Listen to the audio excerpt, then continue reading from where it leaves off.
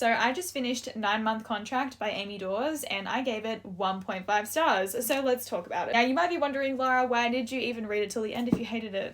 Well, because I want to read the second book so bad that I felt like I needed to know the ending. Normally I would have DNF'd a book, which is why you don't really see me talk about books I didn't like very often, because I'm just not going to finish them. I feel like to start off we're going to need to talk about like a general plot summary. I don't even know how to summarize this book other than this is Wyatt, he wants a baby but he doesn't want love, and this is Trista and she, I think, lives on his property for free and I think possibly gets paid in exchange for being his surrogate. Why can I not remember that? There were some things in this that I liked.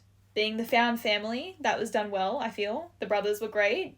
Wyatt, I liked him as an MMC, he was okay. However, there was a lot that I really didn't like. Don't take this as me hating on the author or anything like that. I've never read any of her other books. She may have great books. I just didn't like this book. Now, before I get into it, some important context. Trista is a plus-size FMC, so some of the comments made throughout the book maybe weren't intended to be as self-deprecating and not very nice as they were, but I think putting 2 and 2 together made the comments worse. To start off lightly, they said the word Riz in this book way too many times. Like, way too many. Also, there's a part in this where Trista is like, oh, I low-key love living here. And I was like, low-key? Why are we using the word low-key? It just kind of felt like we were trying to be funny. It kind of felt like we were trying to be relevant.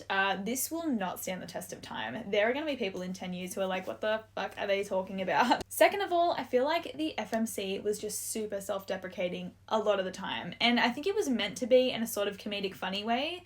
However, it felt a bit weird at times. For example, she keeps referring to herself as a cow. Yeah.